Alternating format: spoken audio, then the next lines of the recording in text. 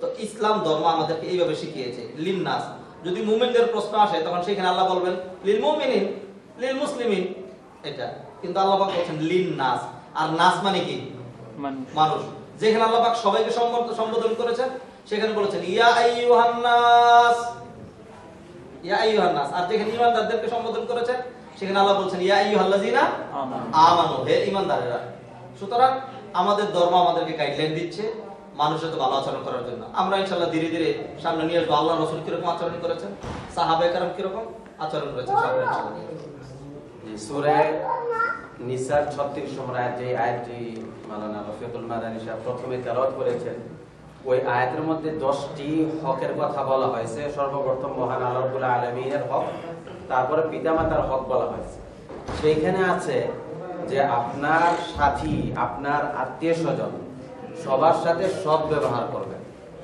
সেখানে একজন গবেষক, ইউরোপিয়ান গবেষক বলতেছেন যে আয়াতের মধ্যে একটা আমার কাছে আশ্চর্য লাগে যে উনবেকান্তে ওয়াবিনিস সাবিল, আফদা স্ট্রাসে যারা চলাফেরা করে রাস্তায়, আপনি তার সাথে জীবনে পরবর্তী এই মুহূর্তের পরে আবার দেখা হবে কিনা আপনি একটু জানেন না, এমন একজন উনবেকান্তে পারসন, তার সাথেও আপনাকে ভালো ব্যবহার করার জন্য আল্লাহ রাব্বুল আলামিন এই আয়াতে বলেন, যে আয়াতে আল্লাহর সাথে শিরিক করাকে হারাম করা হয়েছে, যে আয়াতে পিতামাতার সাথে সৎ ব্যবহার করার জন্য আদেশ দেওয়া হয়েছে।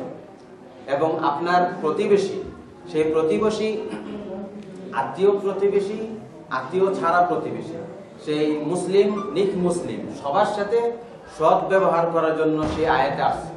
10 জনের 2 জন হচ্ছে ইবনিস সাবিল, মুসাফির, এবং যারা রাস্তাঘাটে সাক্ষাৎ হয়।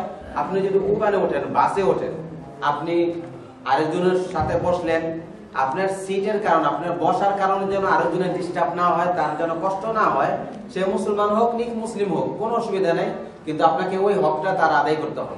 আপনার প্রতিবেশীর হক আদায় করতে হবে, সে মুসলমান হোক বা মুসলমান না হোক। সেই জন্য মহানবী সাল্লাল্লাহু আলাইহি ওয়াসাল্লাম প্রতিবেশীর ব্যাপারে অনেক সতর্ক ছিলেন এবং অনেক সতর্ক থাকার জন্য তিনি বলেছেন। হযরত আনাস রাদিয়াল্লাহু তাআলা আনহু বলেন, রাসূল করিম সাল্লাল্লাহু আলাইহি ওয়াসাল্লামের একজন গোলাম ইয়ং ছিল, যে রাসূল করিম সাল্লাল্লাহু আলাইহি ওয়াসাল্লামের সাথে ভালো সম্পর্ক ছিল।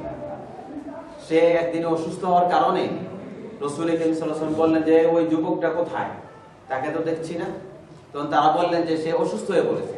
রাসূল করিম সাল্লাল্লাহু আলাইহি ওয়াসাল্লাম সাথে সাথে তাকে দেখার জন্য হসপিটালে, না তখন হসপিটাল ছিল না, বাসায় সে অসুস্থ, তাকে দেখার জন্য গেলেন। যাওয়ার পর ঝাড়ফুঁক করলেন, তার অবস্থা জানলেন, তার কিছু খেদমত করলেন। অবশেষে তার অবস্থা গুরুতর, খারাপ অবস্থা, মারা যাওয়ার সম্ভাবনা আছে। সেই জন্য রাসূল করিম সাল্লাল্লাহু আলাইহি ওয়াসাল্লাম এই সংস্থা রাখলেন যে এই সময় যদি আমি তাকে তার উপকার না করি আর কখন তার উপকার করব। সেই জন্য তাকে বললেন তুমি ইসলামটা গ্রহণ করো, তোমার জন্য মঙ্গল হবে। সে একজন যুবক, সে নিজে আনসাইদুম নেওয়ার জন্য পারতেছিল না, তার বাবার দিকে তাকাচ্ছিল। আপনি কি বলেন? তখন দেখেন সবাই কিন্তু নিজের সন্তানের ভালোটা চায়। যত মানুষ পৃথিবীতে সবচেয়ে হিতাকাঙ্ক্ষী আপনার পিতামাতা, এইটা হলো 1 নম্বর, সবসময় ধরে রাখবেন। সে বলতেছে, কয়েকবার বলার পরে বলছে যে আবুল কাসেম মুহাম্মদ সাল্লাল্লাহু আলাইহি ওয়াসাল্লাম যা বলে এটা তুমি মেনে নাও, তুমি সেটা কবুল করো। নিজে কিন্তু কাফের, ইহুদি, সে এখন ইহুদি আছে বাপ, কিন্তু ছেলেকে বলতেছে নবী করিম সাল্লাল্লাহু আলাইহি ওয়াসাল্লাম তাকে ইসলামের প্রস্তাব দেওয়ার পরে যে তুমি ইসলাম গ্রহণ করো। তখন রাসূল করিম সাল্লাল্লাহু আলাইহি ওয়াসাল্লামের হাতে ওই যুবকটা কি করলো? ইসলাম গ্রহণ করলো। ওইখান থেকে সে রাসূল করিম সাল্লাল্লাহু আলাইহি ওয়াসাল্লাম বললেন আলহামদুলিল্লাহ, আল্লাহ শুকরিয়া যে ইনি আমার হাতে একজন মানুষকে জাহান্নামের আগুন থেকে তাকে রক্ষা করলেন, আলহামদুলিল্লাহ। তাহলে ইহুদির রোগ, সে রোগী, তাকে দেখতে গেলেন ইহুদি, এবং ইহুদিদের যন্ত্রণায় রাসূল করিম সাল্লাল্লাহু আলাইহি ওয়াসাল্লাম তখনও কষ্ট পেত। এখনো মুসলমানরা ইহুদিদের যন্ত্রণায়, অনেক ইহুদি অনেক ভালো আছে, এখনো ভালো আছে, আগেও যেমন ভালো ছিল এখনো অনেক ভালো আছে। তাহলে ইহুদিদের খোঁজ খবর রাসূল করিম সাল্লাল্লাহু আলাইহি ওয়াসাল্লাম নিজে নিয়েছেন।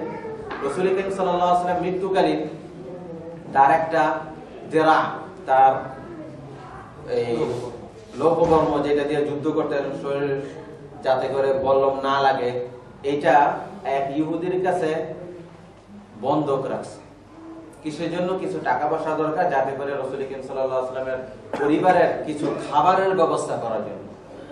মৃত্যুর সময় মহানবী সাল্লাল্লাহু আলাইহি ওয়াসাল্লাম একজন মুসলমানের কাছে বন্ধক না রেখে কার কাছে রেখেছেন?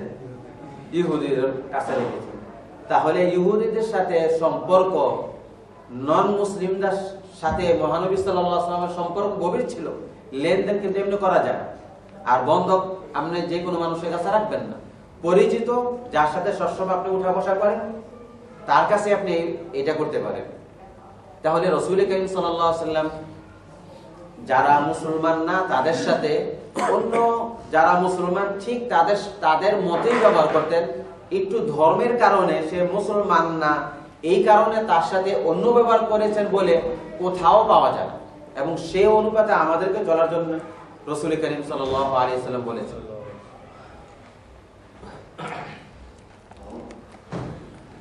সম্মানিত ভাইরা, আল্লাহ পাক আমাদেরকে সূরা মুমতাহিনায় একটি মূলনীতি দিয়েছেন যে আমরা অমুসলিম যারা আছে তাদের সাথে কি ঢালাওভাবে সকলের সাথেই খুব ভালো আচরণ, বন্ধুত্বপূর্ণ আচরণ অথবা বন্ধু হিসাবে গ্রহণ, তাদেরকে ভালোবাসা, তাদেরকে অনুসরণ করা, তাদের সাথে যাবতীয় সবকিছু করা, এইভাবে করবো ঢালাওভাবে নাকি করব না?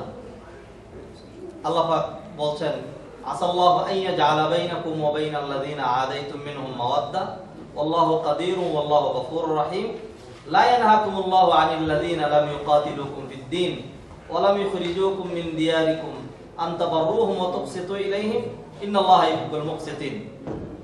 আল্লাহ বলেন লা ইয়ানহাকুমুল্লাহু আনিল লাযিনা লাম ইউকাতিলুকুম ফিদ-দীন, যারা তোমাদের দ্বীনের বিরুদ্ধে যুদ্ধ করে না, অমুসলমানদের মধ্যে থেকে যারা তোমাদের দ্বীনের বিরুদ্ধে যুদ্ধ করে না, তোমাদেরকে তোমাদের দ্বীন থেকে কি বলে সরিয়ে নিতে চায় না, তোমাদেরকে তোমাদের ভিটে বাড়ি থেকে উচ্ছেদ করতে চায় না, যারা তোমাদের সাথে এরকম বাহ্যিকভাবে বৈরিতা শত্রুতা রাখে না, শুধুমাত্র বৈপরীত্য কি তোমরা একটা ধর্ম অনুসরণ করো আর তারা একটা ধর্ম অনুসরণ করে, এইরকম যারা আছে আল্লাহ কোরআনে শিক্ষা দিচ্ছেন আমাদেরকে অমুসলিমদের সাথে কিরকম করতে হবে। لا ينهاكم الله عن الذين لم يقاتلوكم في الدين ولم يخرجوكم من دياركم أن تبروهم وتقسطوا إليهم। যে আল্লাহ নিষেধ করছেন না যে আন তাবাররুহুম, যে তোমরা তাদের সাথে সদাচরণ করবে, ওয়াতুকসিতু ইলাইহিম, এবং তোমরা তাদের সাথে ন্যায়সঙ্গত ইনসাফপূর্ণ আচার আচরণ ব্যবহার করবে। এটা আল্লাহ পাক কি করেন না, তোমাদেরকে নিষেধ করেন না, বরং যারা এরকম ভালো করবে ইন্নাল্লাহা ইউহিব্বুল মুকসিতিন, আল্লাহ পাক এই ধরনের ন্যায়পরায়ণ যারা আছে তাদেরকে আল্লাহ পাক পছন্দ করেন। তবে হ্যাঁ, আল্লাহ পাক নিষেধ করেন একটা, সেটা আমাদেরকে ক্লিয়ার করতে হবে। সেটা হলো ইন্নামা ইয়ানহাকুমুল্লাহু আনিল লাযিনা কাতালুকুম ফিদ-দীন ওয়া আখরাজুকুম মিন দিয়ারিকুম ওয়া যাহারু আলা ইখরাজিকুম আন তাওয়াল্লাউহুম ওয়া মান ইয়াতাওয়াল্লাহুম ফাউলাইকা হুমুয যালিমুন। ইন্নামা ইয়ানহাকুমুল্লাহ, আল্লাহ তোমাদেরকে নিষেধ করছেন, ইন্নামা ইয়ানহাকুমুল্লাহ আনিল লাযিনা কাতালুকুম ফিদ-দীন, যারা তোমাদের দ্বীনের বিরুদ্ধে যুদ্ধ করে, ওয়া আখরাজুকুম মিন দিয়ারিকুম, এবং তোমাদেরকে তোমাদের ভিটে বাড়ি থেকে উচ্ছেদ করে, আন তাওয়াল্লাহুম, যে তোমরা তাদেরকে বন্ধু হিসাবে গ্রহণ করবে, তাদেরকে মনিব হিসাবে, প্রভু হিসাবে গ্রহণ করবে, তারা যা বলবে তাই শুনবে, তাদের সাথে খুব ভালো আচরণ করবে, এটা আল্লাহ পাক কি করেন, নিষেধ করেন। ওয়া মান ইয়াতাওয়াল্লাহুম, আর যারা নাকি এই ধরনের লোকদেরকে যারা বন্ধু বানাবে, মুরব্বি বানাবে, ওয়া মান ইয়াতাওয়াল্লাহুম ফাউলাইকা হুমুয যালিমুন, তারা কি হবে, জালেম। সুতরাং আমাদেরকে একটু পার্থক্য করতে হবে, আমাদেরকে একটু পার্থক্য করতে হবে। কখনোই ভাইরা একটু মনোযোগ দেন, কখনোই একটা আয়াত অথবা একটা হাদিসের নাম পূর্ণাঙ্গ ইসলাম নয়। শুধুমাত্র একটা কথার কারণে আপনি একক ঢালাওভাবে একটা ফতোয়া দিয়ে দিতে পারেন না। যেমন মনে করেন, আমি একটু উদাহরণ নিয়ে আসি, কেউ যদি এটা বলে মান ক্বালা লা ইলাহা ইল্লাল্লাহ দাখালাল জান্নাহ, কোন ব্যক্তি যদি লা ইলাহা ইল্লাল্লাহ বলে তাহলে সে কোথায় যাবে, জান্নাতে যাবে। বাস এইটুকুর বলি সেইটার উপর থাকলো, তাহলে তো তার জন্য জিনা করা, ব্যভিচারী করা, চুরি করা, মিথ্যা বলা, তার নামাজ ছেড়ে দেওয়া কোনো কিছু অপরাধ নাই, কারণ যেহেতু সে কি বলছে লা ইলাহা ইল্লাল্লাহ, সে তো জান্নাতে যাবে। শুধু যদি এই হাদিসের উপরেই থাকেন আর বাকি অন্যান্য কিছু না পড়েন, না জানেন, তাহলে এইটা দিয়ে তো আপনার পূর্ণাঙ্গ শরীয়ত কায়েম করতে, ব্যাখ্যা করতে পারছেন না। আবার এর উল্টা যদি এরকম আসেন লা ইয়াদখুলুল জান্নাতা মান্নান,